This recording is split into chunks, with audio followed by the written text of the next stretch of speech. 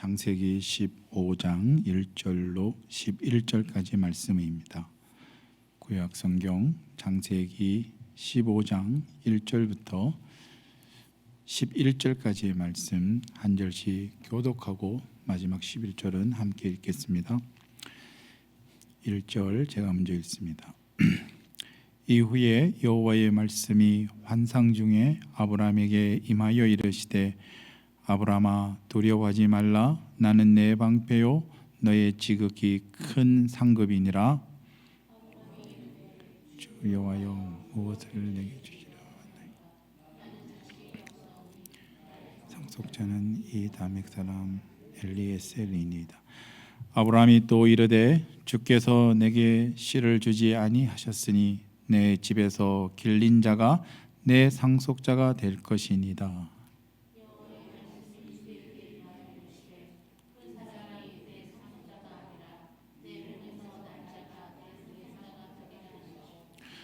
그를 이끄고 밖으로 나가 이르시되 하늘을 우러러 무뼈를 셀 수 있나 보라.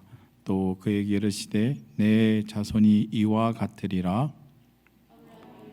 그를 믿으니 여호와께서 그를 그의 의로 여기시고 또 그에게 이르시되 나는 이 땅을 내게 주어 소유를 삼게 하려고 너를 갈대아인의 우르에서 이끌어낸 여호와니라.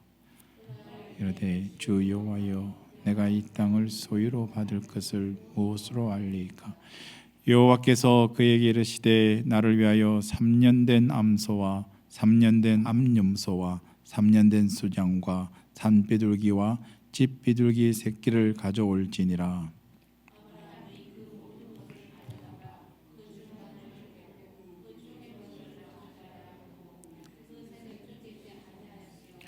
솔개가 그 사체 위에 내릴 때에는 아브라함이 쫓았더라. 아멘. 거룩하고 복된 주일입니다. 주의 은혜와 평강이 넘치는 복된 날 되시기를 바랍니다. 믿음으로 산다는 것은 결코 쉬운 일이 아닙니다. 만만치 않은 일이지요. 우리가 믿음으로 살아가려고 할 때 많은 어려움들이 있습니다. 우리 성도들이 겪는 신앙상의 많은 어려움 중에 가장 큰 어려움 중에 하나라고 한다면 아마 하나님의 말씀과 그 현실 사이의 괴리에서 오는 딜레마가 아닐까 합니다. 하나님의 분명한 약속의 말씀이 있는데 정작 현실은 전혀 바뀌는 것이 없다는 것이죠. 예를 들어 성경은 하나님은 임마누엘의 하나님이라고 말씀합니다. 그렇기 때문에 늘 우리와 함께 하신다고 약속합니다. 그리고 무엇을 구하든지 하나님은 우리의 기도에 응답하시겠다고 말씀합니다. 뿐만 아니라 하나님은 능치 못할 일이 없는 분이기에 불가능도 가능케 하시는 기적의 하나님이라고 말씀을 합니다.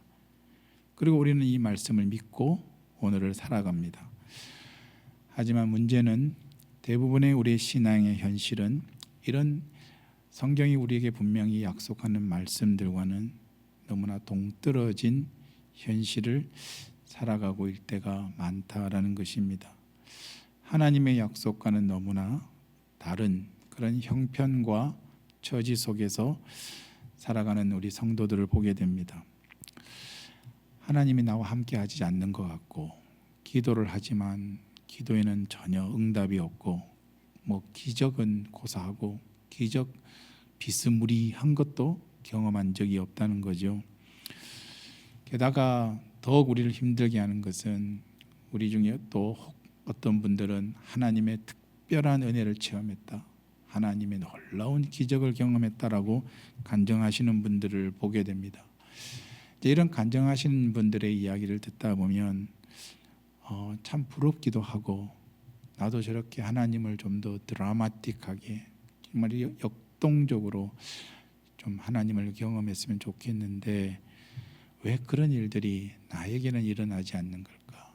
그러니까 다른 사람들은, 다른 성도들에게는 그런 일들이 정말 비일비재한 것처럼 일어나는 것 같은데 정작 왜 나에게는 정말 저분들이 말하는 그런 하나님을 왜 나의 삶에서는 신앙 현실 속에서는 왜 경험하지 못하는 걸까라는 생각을 갖게 됩니다.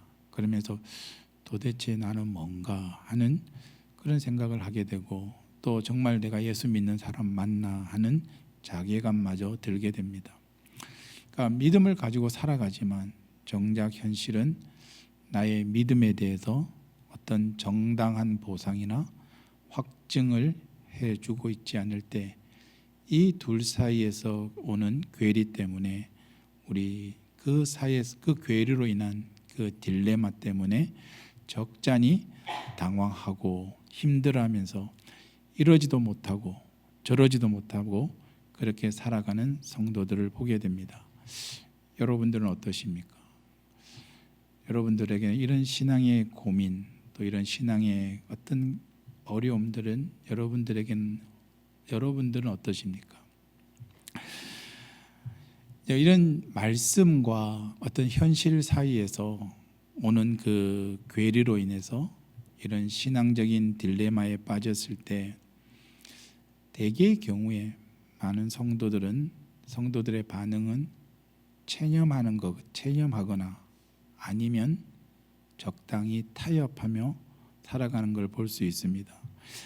예를 들면 이런 거죠. 그 신앙의 어떤 딜레마, 그러니까 말씀과 약속 사이의 그 큰 괴리로 인해서 어떤 그 신앙의 어떤 딜레마 속에 빠졌을 때, 대개의 경우는 이렇습니다. 그러니까 체념해 버립니다. 그러니까 하나님에 대한 어떤 기대도 없이 그냥 체념하고 포기하면서 살아가게 된다는 말입니다.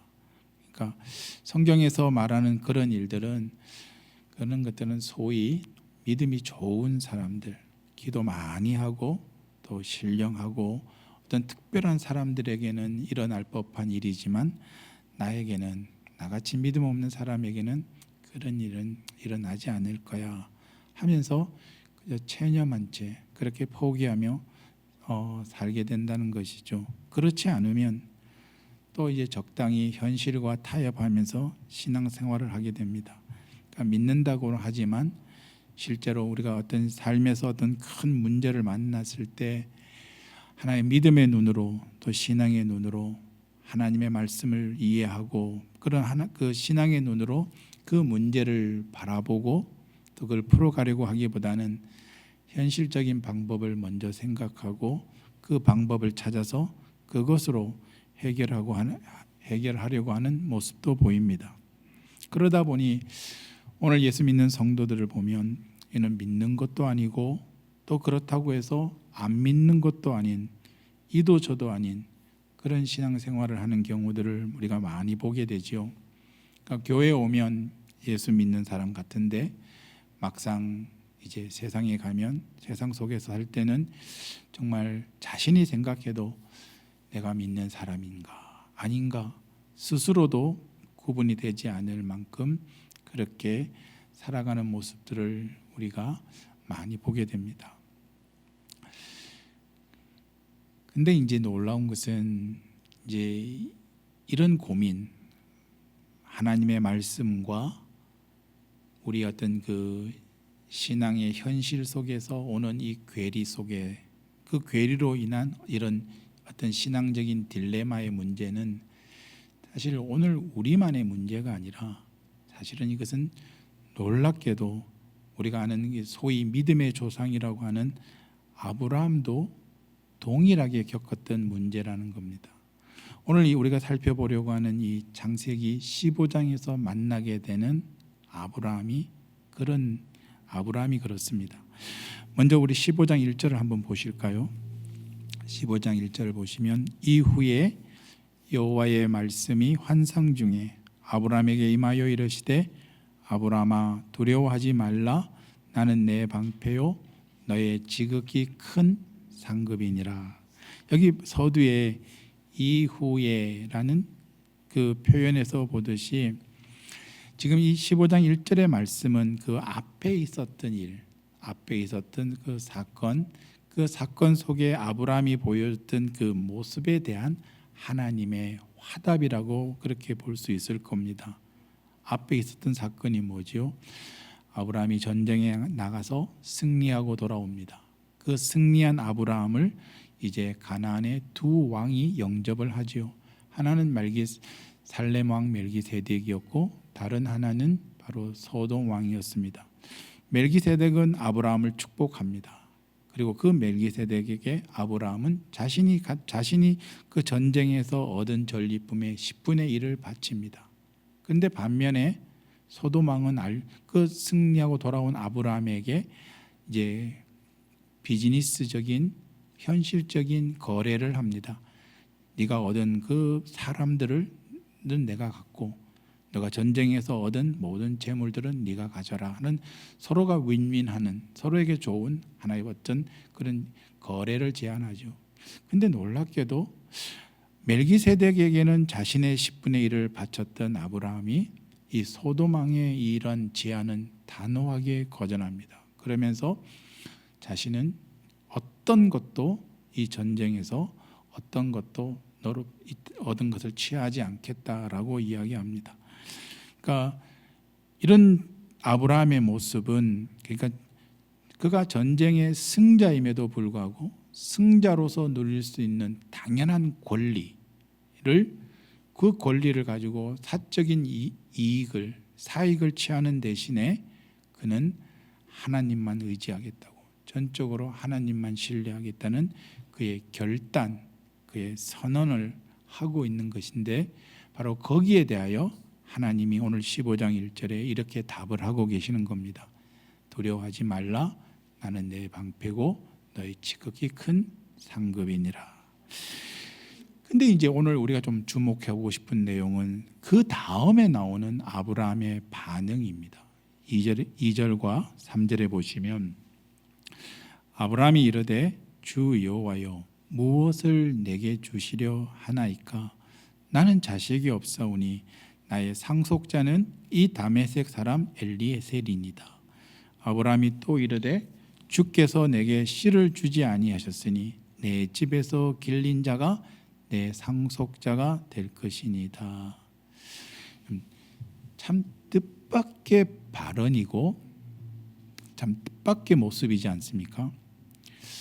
오늘 이 2절과 3절에서 이 아브라함의 이 발언은 좀 특별한 의미를 갖습니다. 어떤 점에서 그러냐면 아브라함이 하나님에 대하여 자신의 생각을 처음으로 표현하는 첫 번째 성경의 기록입니다.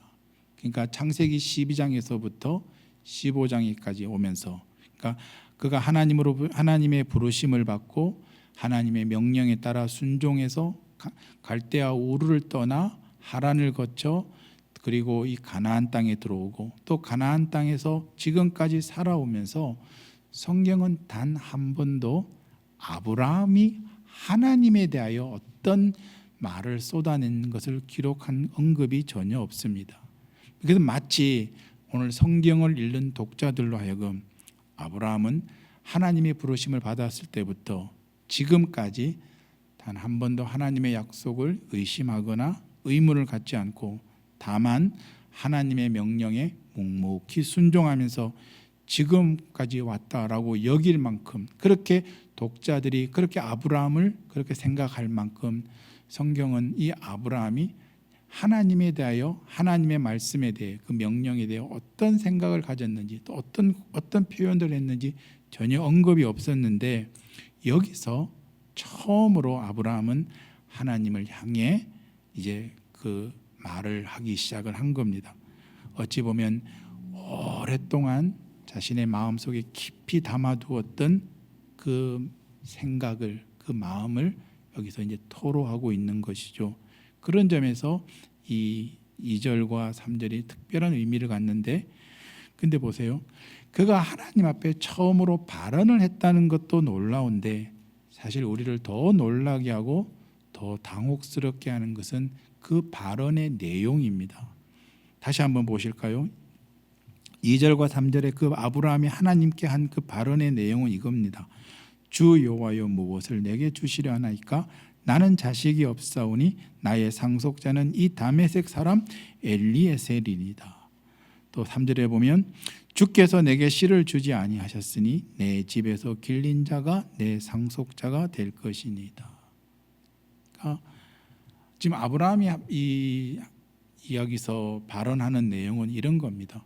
아니 하나님은 내게 약속하지 않았습니까? 너로 큰 민족을 이루고 또 내 이름을 창대케 하겠다. 창세기 2장 12장 2절 말씀이죠. 또 보이는 땅을 너와 내 자손에게 주고 내 자손이 땅에 티끌 같게 하겠다. 그래서 13장에 하나님이 그렇게 나에게 약속하고 말씀하지 않았습니까? 그런데 도대체 그 약속은 언제 이루어지는 겁니까? 아무리 내가 지금 현실을 가만히 보고 있으면 어디를 보더라도 하나님이 말씀하신 그 약속이 이루어지고 있다라고 믿을 만한 구석이 하나도 없어 보입니다. 정말 전혀 없어 보입니다. 그럴 바에야 이제 제가 알아서 하겠습니다. 하나님 가만히 계십시오. 제가 알아서 할 테니까 하나님 가만히 계십시오. 마치 이렇게 이야기하고 있는 겁니다. 그러니까 이런 반응을 하는 데는 아브라함에게 나름 이유가 있어요. 그게 뭐냐면 아브라함이 지금 직면하고 있는 현실을 보니까 하나님이 약속하신 그 약속과는 너무나 멀어 보이고 있다는 겁니다. 그리고 하나님이 약속하신 그 약속이 실현될 어떤 기미도 전혀 보이고 있지 않다라는 겁니다. 그런 현실을 직면하면서 아브라함은 나름의 방안을 제시하고 있는 겁니다. 그러니까 일종의 플랜 B를 내놓고 있는 겁니다. 하나님이 원래 하셨던 계획, 하나님이 원래 하셨던 약속들이 제대로 작동하고 있지 않는 것 같으니까 그러면 나름 이제 플랜 B를 하나님 앞에 이제 내놓고 있는 거죠. 근데 여기에 중요한 것은 그러니까 이 아브라함의 발언이 오늘 우리에게 중요한 것은 이 아브라함의 발언에서 이제 아브라함은 우리가 무엇을 읽을 수 있냐면 아브라함은 하나님의 약속에 대해서 어떤 의구심을 가지고 있다는 겁니다. 그러니까 지금까지 우리가 기대하고 우리가 상상할 수 없었던 전혀 다른 모습이에요. 그러니까 하나님의 말씀에 대해 어떤 이런 반구 없이 그저 순종하고 묵묵히 따라오는 것 같았는데 막상 지금 그렇게 시간이 흘러서 자신의 앞에 펼쳐진 현실을 직면할 때 도대체 하나님의 약속은 이루어지는 것 같지 않고 또 현실은 하나님의 약속과 너무가 괴리가 있고 또 하나님의 약속이 이루어질 것 같은 그런 기미가 전혀 보이지 않는 것을 보면서 아브라함은 하나님의 약속에 대하여 이게 뭔가 하는 의구심을 드러내고 있는 겁니다. 그리고 이제 이런 하나님의 약속에 의구심을 갖고 있는 아브라함에 대해서 이제 4절에 보면 4절과 5절에 하나님은 이렇게 답을 합니다. 4절인데요. 여호와의 말씀이 그에게 임하여 이르시되 그 사람이 내 상속자가 아니라 내 몸에서 날 자가 내 상속자가 되리라 하시고 그를 이끄고 밖으로 나가 이르시되 하늘을 우러러 무뼈를 셀 수 있나 보라. 또 그에게 이르시되 내 자손이 이와 같으리라. 무슨 말이죠?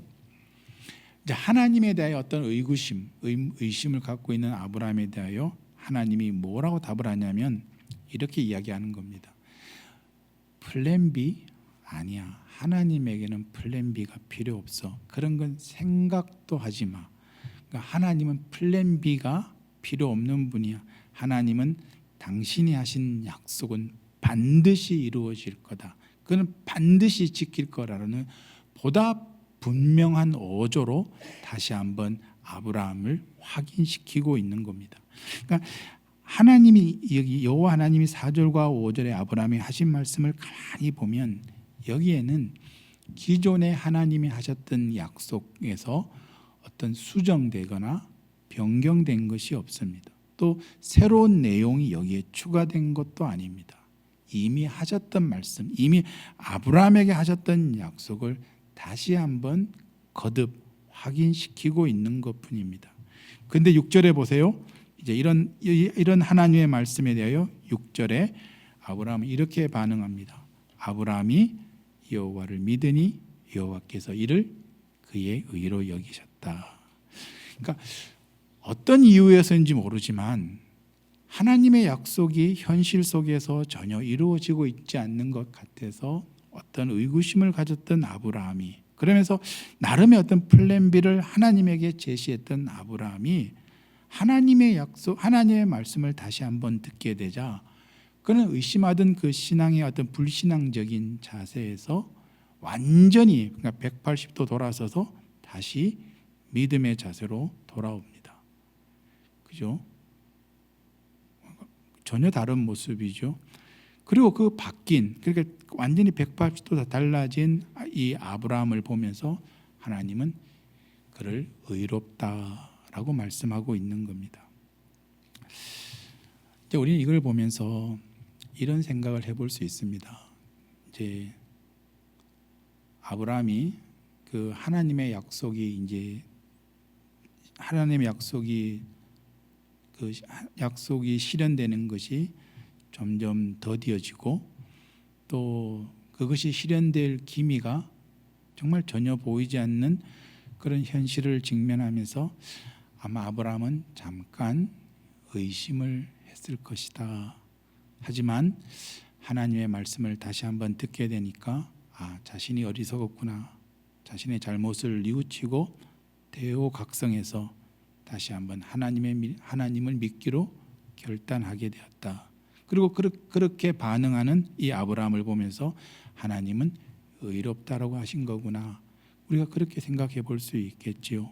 그러니까 이렇게 하고 넘어가면 좋겠지만 저는 그럴 생각이 전혀 없습니다. 여러분 보세요.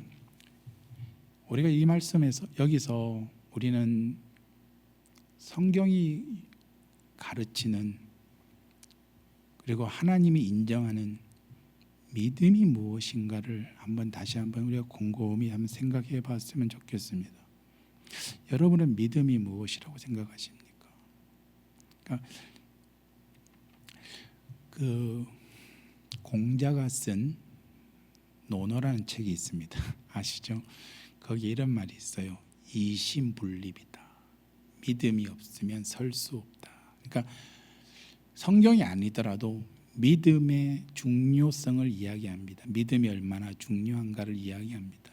그런데 그러니까 무슨 이야기를 드리고 싶으냐면 믿음이라는 것은 사실 성경 안에서 그리스도인들에게만 한정된 것은 아닙니다. 세상에는 수만 가지 수천 가지의 많은 종류의 믿음들이 있습니다.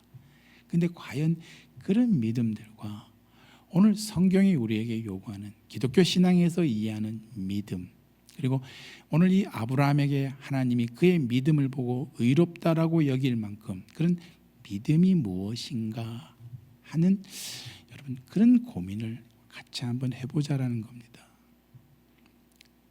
여러분 그런 고민을 해보신 적이 있으십니까? 그럼 오늘 이 본문을 보면서 과연 우리는 믿음이 무엇인가, 또 하나님이 인정하는 믿음은 도대체 뭔가 한번 우리가 오늘 말씀을 좀 추적하면서 다시 한번 믿음에 대한 좀 더 분명한 이해를 가졌으면 합니다.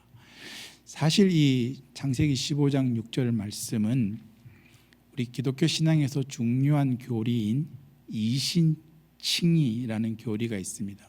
영어로는 justification by faith라는, 그러니까 오직 믿음으로 의롭다함을 받는다라는 아주 중요한 교리를 이야기할 때 사실 오늘 이 6절의 말씀이 하나의 중요한 예시, 근거로 사용되는 말씀입니다.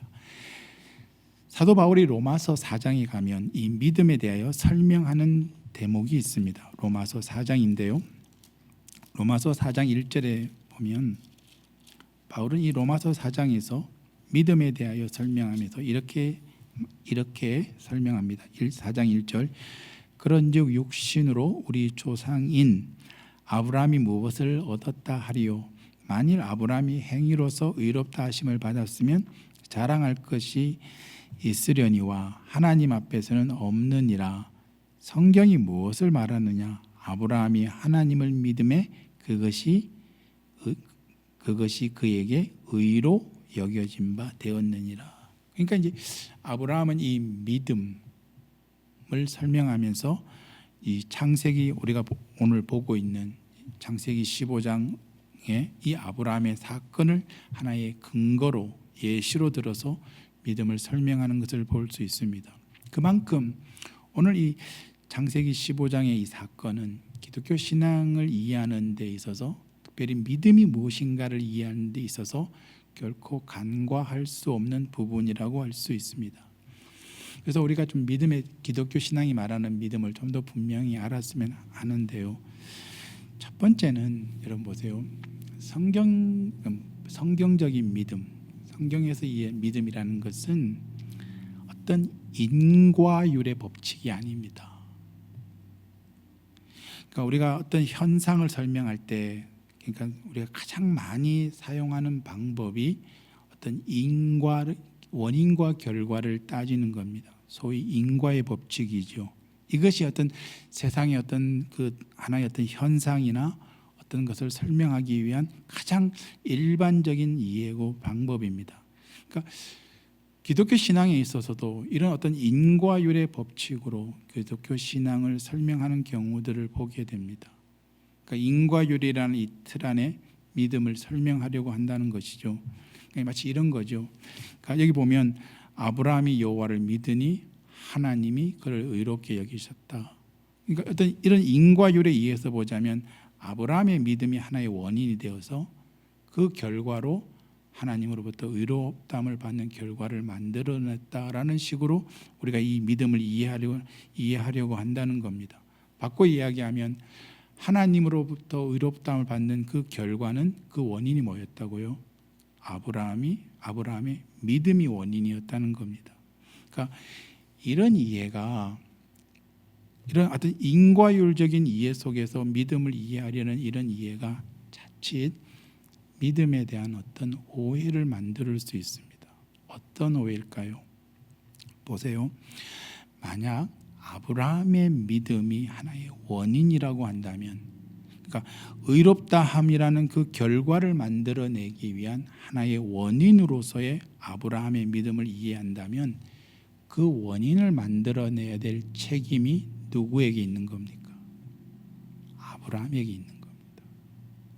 그러니까 하나님으로부터 의롭다함이라는 그 결과를 만들어내기 위해서 아브라함에게는 어떤 원인이 필요한데, 믿음이라는 원인이 필요한데, 그 원인을 만들어내야 될 책임이 아브라함에게 있다는 이야기입니다. 그는 뭐 자신이 어떤 의지를 동원을 하든지, 아니면 진심을 꺼내놓든지, 아니면 특별한 각오와 결단을 하든지, 무슨 짓을 하든지 하나님으로부터 의롭다함을 받기 위한 그 믿음을 만들어내야 될 책임이 바로 아브라함에게 있다는 말이 되고 마는 겁니다. 그러니까 만약 아브라함의 믿음이 하나님으로부터 인정을 받았다면 그 믿음은 전적으로 누구의 실력이 되는 겁니까? 아브라함의 실력이 된다는 겁니다. 그런데 이거는 실은 성경이 가르치는 믿음과는 사실 올바른 이해가 아닙니다. 그러니까 아브라함의 믿음은요, 아브라함의 실력에서 나온 것이 아닙니다. 비록 아브라함의 믿음이 하나님으로부터 의롭다함을 받는 믿음이었지만 그 믿음을 만들어내는 실력은 아브라함의 것이 아니었다는 겁니다. 그러니까 이것이 아브라함의 실력이 아니었다는 것을 잘 보여주는 예가 바로 그 다음에 나옵니다. 여러분 6절 다시 한번 보실래요?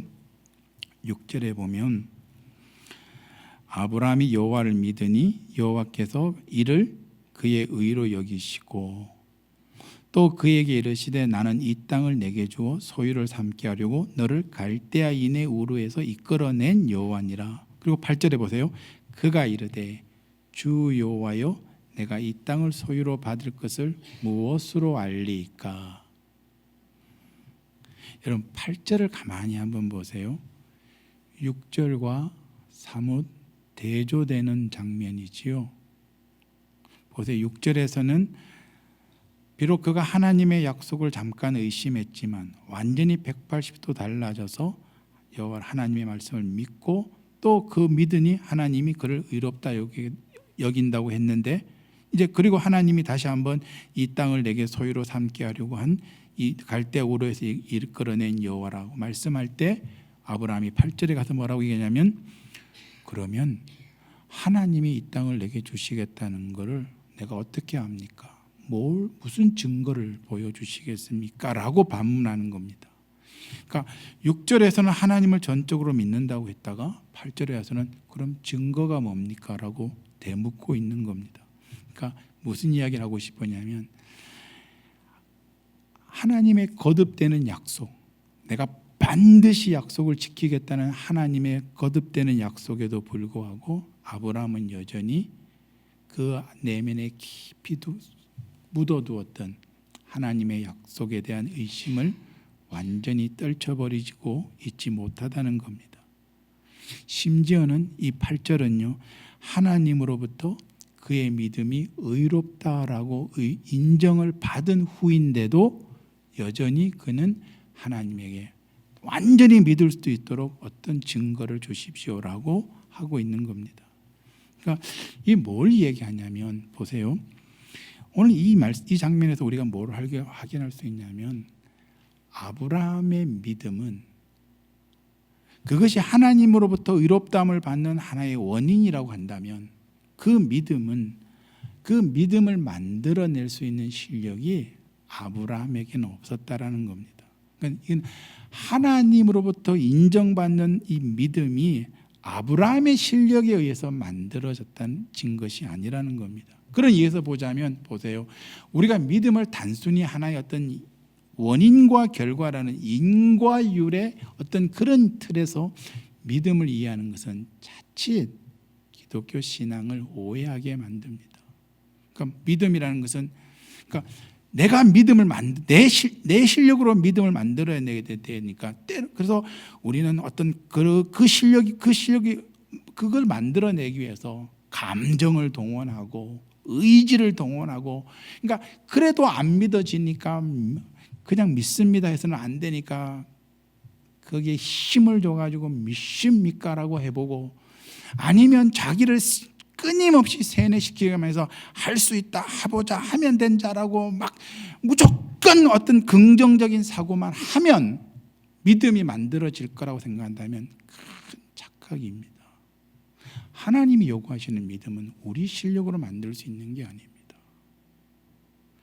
자꾸 우리가 어떤 원인과 결과라는 이해 속에서 믿음을 이해하기 때문에 자칫 우리는 그 믿음, 하나님이 인정하시는 믿음을 내 실력으로 만들어야 된다 하고 생각하기 때문에 우리는 자꾸 믿음을 오해하는 겁니다.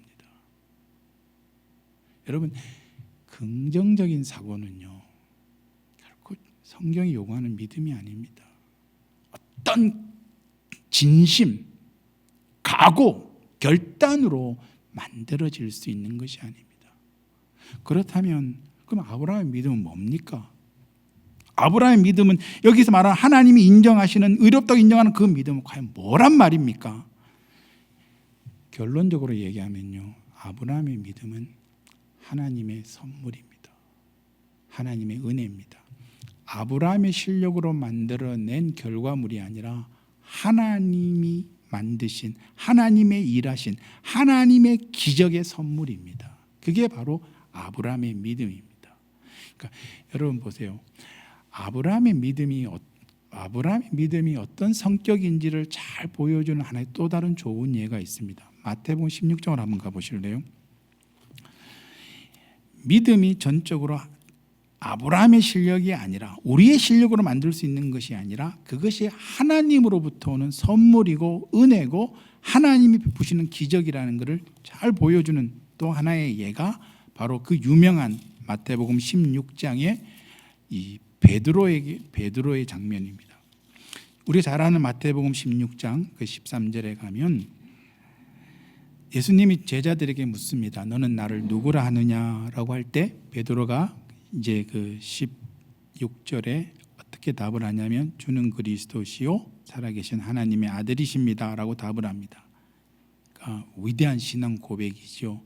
그러니까 베드로의 이 신앙 고백은 주님이 놀랍도록 칭찬하고 더 나아가서 이 반석 위에 내 교회를 세우겠다라고 하실 만큼 그 신앙, 그 믿음의 고백을 높이 평가합니다.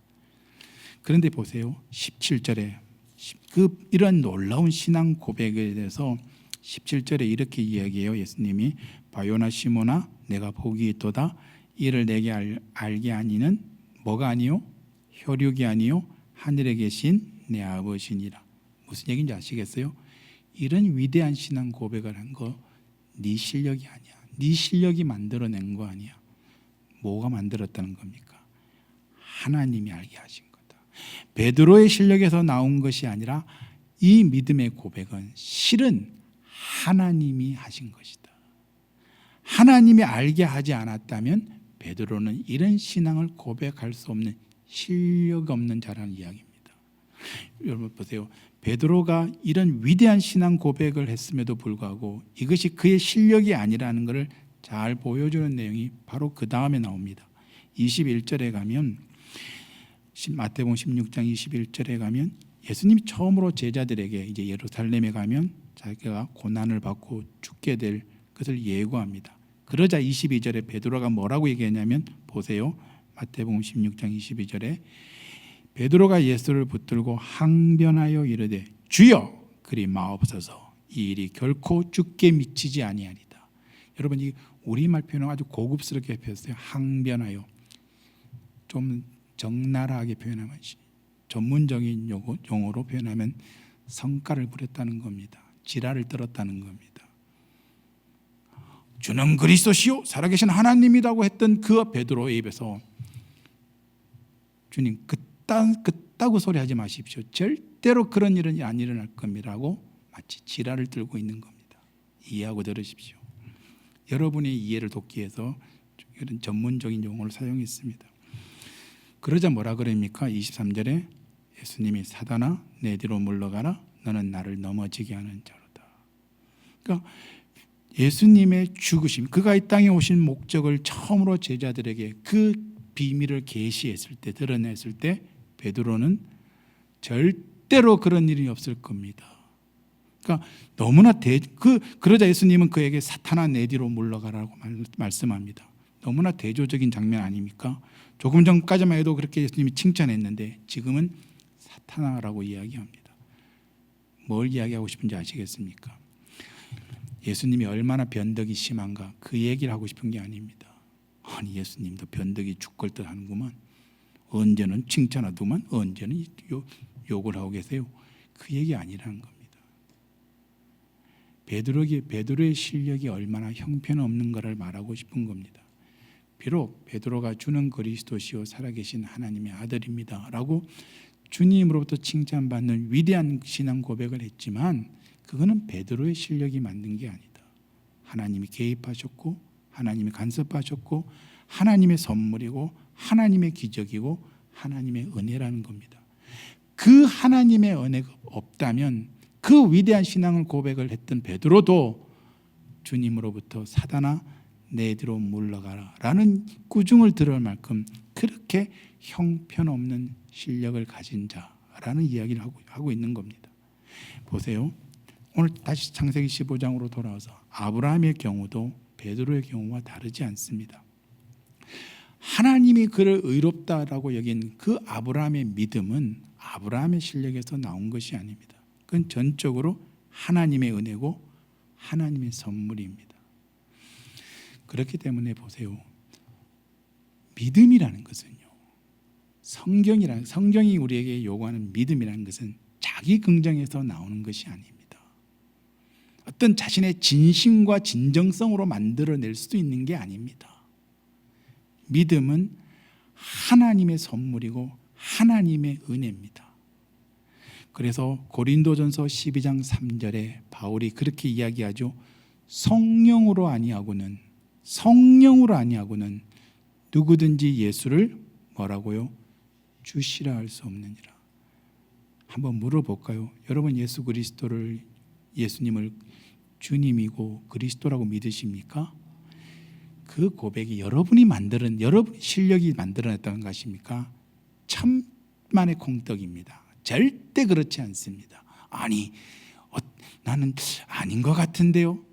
여러분 이거는 성령이 아니고서는 할 수 없는 고백입니다. 제가 좋아하는 작가가 있습니다. 참 그분의 박식한 지식과 세상을 바라보는 어떤 세상을 이해하는 그 놀라운 안목을 볼 때마다 그분의 책을 읽고 그분의 이야기를 들을 때마다 저는 예수 믿는 목사지만 참 배울 게 많다. 그래서 저는 그분을 참 좋아하고 그분의 책을 참 좋아합니다. 근데 그분은 그렇게 똑똑하고 그렇게 해박하고 그렇게 세상을 보는 뛰어난 해안을 가졌는데도 그분은 예수를 믿지 않습니다. 자기는 절대 예수를 믿을 수 없다고 이야기합니다. 여러분, 믿음이라는 것은요, 이해되어지고 설득되어지고 지식이 들어가서 결국 나오는 게 아닙니다. 믿음은 하나님의 은혜고 선물이라는 걸 여러분 잊지 마십시오. 그리고 오늘 다시 세 번째, 이제 이 창세기 15장에 돌아오면 이 믿음에 있어서 우리가 한 가지 꼭 기억해야 되는 것이 있습니다. 믿음은요, 믿음의 시작도 하나님이었다면 믿음의 완성도 하나님입니다. 그거 아십니까? 믿음이 하나님으로부터 시작한 믿음은 그 믿음을 완성시키시는 분도 하나님입니다. 오늘 우리가 다 읽진 않았지만 15장 9절 이후에 보면 아주 흥미로운 재미나는 장면이 연출됩니다. 그러니까 재물을 가져다가 둘을 쪼개놓고 이제 그 쪼갠 사이로 이제 그 제단을 쌓고 재물을 둘 쪼개놓지요. 왜 이렇게 하냐면 이거는 고대 사회의 계약을 맺는 체결 방식입니다. 그러니까 아브라함에게 이제 그 염소와 암염소와 비둘기와 순양을 가져다가 중간을 쪼개고 둘을 쪼개놓으라 하게 한 목적은 지금 하나님이 아브라함과 계약을 체결하고 있는 겁니다. 고대 전통 그들이 하는 방식으로 하나님이 아브라함과 계약을 맺고 있는데, 이렇게 하는 것은 그러고 나서 이제 두 쪼개진 재물 사이로 계약을 맺는 두 당사자가 그걸 지나가게 됩니다.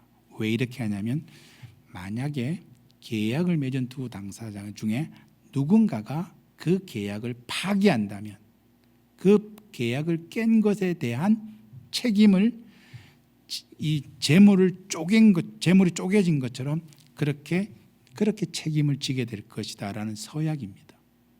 그런데 아브라함과 여호와 하나님이 이 계약을 맺으면서 그 통상적으로 벌어지고 있는 것과 아주 다른 점이 있어요. 그게 뭐냐면 통상적으로는 재물을 쪼개 놓으면 계약을 맺는 두 당사자가 지나갑니다. 왜요? 그 계약을 지킬 책임이 모두에게 있기 때문에. 그런데 여기서는 누구만 가진 줄 아십니까? 여기 보세요. 17절에 15장 17절에 해가 져서 어두울 때에 연기 나는 화로가 보이며 타는 횃불이 쪼갠 고개 사이로 지나더라. 여기 불은요 하나님을 상징합니다. 나중에 출애굽기에 보면 광야에서 불과 구름이 하나님을 상징하는 것처럼 여기 횃불은 하나님을 상징합니다. 그러니까 누가 지나갔어요? 하나님만 지나갑니다. 아브라함은 뭐하고 있었는데요? 12절에 보면요, 해질 때에 아브라함에게 깊은 잠이 임하고 큰 흑암과 두려움이 그에게 임하더니. 그러니까 아브라함은 자고 있었습니다. 아무것도 하고 있지 않았습니다. 무슨 이야기일까요? 아브라함과 여호와 하나님이 계약을 맺는데 그 약속에 대한 전적인 책임을 누가 지겠다는 겁니까? 하나님이 지시겠다는 겁니다. 아브라함의 어떤 그 믿음의 반응에 따라서 결과가 달라지는 것이 아니라 하나님은 당신이 하신 약속을 자신이 반드시 이루겠다고, 자신이 책임지겠다고, 그 모든 책임을 하나님이 지시겠다고 서약하고 있는 겁니다. 그러니까 여기 보세요. 아브라함의 믿음은요, 아브라함의 믿음이라는 것은 그의 실력 없음에도 불구하고 그 약속, 그 믿음이 결코 실패할 수 없는 이유는 뭘까요? 그 책임을 누가 지는 겁니까? 하나님이 지는 거기 때문에 그렇습니다. 믿음의 시작이 하나님이라면 믿음의 완성도 누구라고요? 하나님입니다. 로마서 4장 다시 한번 돌아가 볼까요? 이걸 로마서 4장에서 바울은 이렇게 설명을 해요. 로마서 4장 17절인데요. 잘 보세요. 17절에 로마서 4장 17절에 바울이 이 믿음을 설명하면서 이렇게 이야기해요. 자, 기록된 바 내가 너를 많은 민족의 조상으로 세웠다 하신과 같으니 그가 믿은 바 하나님은 죽은 자를 살리시며 없는 것을 있는 것 같이 부르시는 이시니라. 아브라함이 바랄 수 없는 중에 바라고 믿었으니 이는 내 후손이 이 같으리라 하신 말씀대로 많은 민족의 조상이 되게 하려 하심이라. 그가 백선화되어 자기 몸이 죽은 것 같고 사라의 태가 죽은 것 같음을 알고도 믿음이 약하여지지 아니하고, 자 20절부터 같이 읽을게요. 시작. 믿음이 없어 하나님의 약속을 의심하지 않고 믿음으로 견고하여져서 하나님께 영광을 돌리며 약속하신 그것을 또한 능히 이루실 줄을 확신하였으니 그러므로 그것이 그에게 의로 여겨졌느니라. 여러분, 이 말씀은요, 아브라함의 믿음이 얼마나 훌륭했는가를 말하고 있는 것이 아닙니다. 지금 바울은 이 아브라함의 이야기를 하고 있는 것은, 아브라함의 믿음을 이야기하는 것은 뭐냐면 그가 얼마나 믿음이 좋았느냐를 얘기하는 것이 아니라 아브라함의 믿음이 결코 실패하지 않는 이유를 이야기하고 있는 겁니다. 그가 믿은 바 하나님은 죽은 자를 살리시며 없는 것을 있는 것 같이 부르시는 하나님. 그리고 21절에 보듯이 약속하신 그것을 또한 능히 이루실 줄을 확신하였다라고 얘기합니다. 그것이 그의 의로 여겨졌다고 말하고 있습니다. 한마디로 얘기하면 하나님은 어떤 하나님이십니까? 약속하시는 하나님이십니다. 그런데 그게 전부가 아니라는 거예요. 그 약속하신 것을 믿게 하시는 하나님이십니다. 그렇기 때문에 아브라함의 믿음이 실패하지 않는 겁니다. 아브라함의 실력이 대단히 좋아서 그 믿음이 실패하지 않는 것이 아니라 믿음이 없음에도 불구하고 여기 바울의 설명대로 하자면 정말 100세에 정말 아무것도 바랄 수 없는 중에도 바랄 수 있고 실패하지 않을 수 있었던 것은 아브라함의 실력이 좋아서가 아니라 하나님이 시작하신 믿음이기에, 하나님이 끝까지 책임지는 믿음이기에 그 믿음은 실패하지 않는 겁니다. 이것이 오늘 성경이 우리에게 요구하는 믿음입니다. 아브라함의 믿음은, 성경이 요구하는 믿음은 그저 어떤 인과의 법칙으로 이해할 수 있는, 그 틀로 이해할 수 있는 그런 믿음이 아닙니다. 하나님의 선물이고 하나님의 은혜고 하나님의 기적입니다. 그래서 믿어지는 게 기적인 겁니다. 그 놀랍지 않으십니까? 아니, 믿어진다니까요. 내가 그렇게 지식이 많지 않고 남들처럼 대단한 은사도 없고 뭔가 특별한 능력이 없어도 믿어진다니까요. 하나님이 말씀하시는 것이 믿어지기 시작합니다. 그것은 기적입니다. 저는 그렇게 믿어요. 저는 그렇게 생각해요. 기적 중에 최고의 기적은요, 여러분이 여기 앉아 있는 겁니다. 믿으시니까 앉아 있는 거잖아요. 아닌가요? 저는 믿어지는 게 기적입니다. 그게 은혜입니다. 저는 그래서 하나님께 늘 감사합니다. 하나님이 믿어진다니까요. 말씀이 믿어진다니까요. 근데 보세요, 놀라운 게 뭔지 아십니까? 하나님은 약속하시는 하나님이십니다. 그리고 그 약속을 반드시 이루시는 하나님이십니다. 근데 더 놀라운 것은 그 약속하신 바를 우리로 하여금 믿게 하시는 하나님이십니다. 창세기 15장이 그 얘기를 하고 있는 겁니다. 하나님이 약속하셨다 땡이 아니라 그 약속하신 바를 반드시 믿게 하시는 하나님. 그러기에 그를 갈대아 우르에서 부르신 아브라함을 결코 실패하게 하지 않으시는 하나님이십니다. 지금까지 우리는 아브라함의 믿음을 통해서 성경이 가르치는 믿음이 무엇인가를 살펴보았습니다. 조금 이해가 되셨습니까? 근데 한 가지 여전히 풀리지 않는 문제가 있습니다. 설교를 시작하면서 처음 던졌던 질문, 그러면 말씀과 현실이라는 이 괴리 속에서 우리는 어떻게 과연 믿음으로 산다는 게 뭡니까? 하는 질문을 다시 하게 됩니다. 저는 이렇게 답을 하고 싶어요. 여러분, 믿음으로 산다는 것은 말씀과 현실이라는 정말 어떤 큰 괴리 속에서 이러지도 못하고 저러지도 못하는 이 상황 속에서 믿음으로 산다는 것은 기다림입니다. 믿음으로 산다는 것은 기다림이다. 여러분, 하박국 한번 보실래요? 하박국, 구약성경 하박국 2장에 보면 하박국 선지자는 이런 고백을 합니다. 내가 내 파수하는 곳에 서며 성루에 서리라. 그가 내게 무엇이라 말씀하실지 기다리고 바라보며 나의 질문에 대하여 어떻게 대답하실지 보리라 하였더니 여호와께서 내게 대답하여 이르시되 너는 이 묵시를 기록하여 판에 명백히 새기되 달려가면서도 읽을 수 있게 하라. 3절 이 묵시는 정한 때가 있나니 그 종말이 속히 이르겠고 결코 거짓들이 되지 아니하리라. 보세요. 비록 더딜지라도 기다리라. 지체되지 않고 반드시 응하리라. 그리고 4절에 보라 그의 마음은 교만하여 그 속에서 정직하지 못하나. 같이 읽을까요? 시작. 의인은 그의 믿음으로 말미암아 살리라. 여러분 하박국은 지금 다 설명할 수는 없어요. 하박국이 이런 고백을 하게 된 것도 아브라함의 정황과 크게 다르지 않습니다. 약속과 현실이 너무 달라서 그 괴리 속에서 정말 이게 뭔가 하는 그 신앙의 그 딜레마 속에서 이 하박국이 하나님의 말씀을 듣고 깨닫는 겁니다. 비록 더딜지라도 기다리라. 지체되지 않고 반드시 응하리라. 그러니 너희는 믿음으로 살아라. 여러분 보세요. 믿음으로 산다는 것은 그런 거예요. 우리 안에 착한 일을 시작하신 이가 반드시 그 일을 이루실 것입니다. 하나님의 약속은 반드시 이루어집니다. 하나님의 말씀은 단 하나도 헛되이 돌아오는 일이 없습니다. 그러나 그런 현실 속에서, 그러나 현실은 그것을 우리에게 아무것도 우리에게 보여주지 않는 현실 속에서 믿음으로 산다는 것은요, 기다림입니다. 근데 이 기다림은요, 그거 아십니까? 체념이 아니고 포기가 아닙니다. 기다린다고 해서 아무것도 안 해도 된다, 그런 이야기가 아닙니다.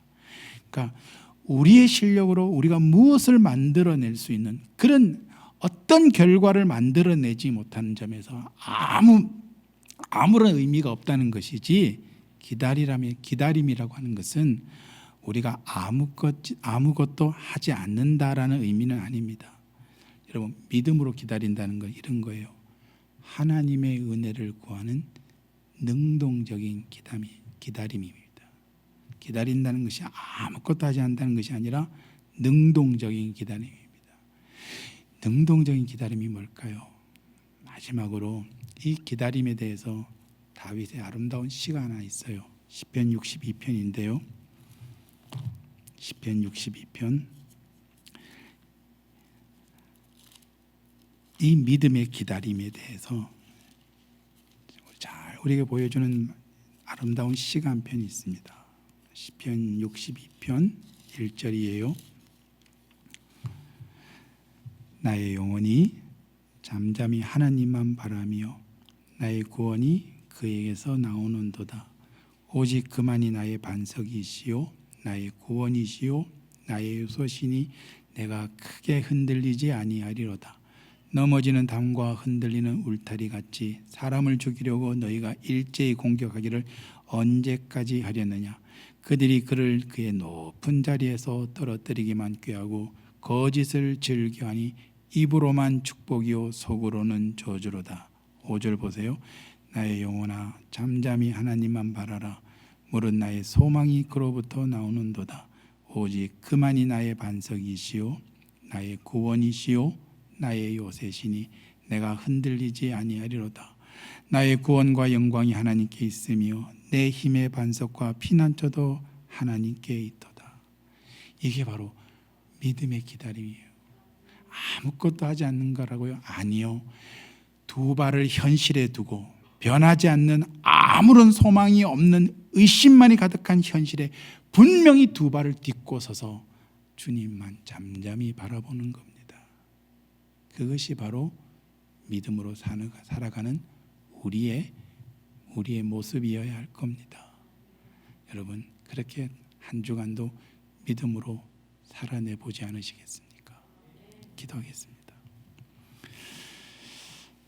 하나님, 그렇습니다. 나의 영혼이 잠잠히 하나님만 바라보며 살기로 주님만 의지하고 주님만 바라보고 주님의 구원을 기다리며 우리의 반석이요 요새요 구원 되신 하나님께만 참된 소망을 두고 하나님 바라보고 살기로 다짐합니다.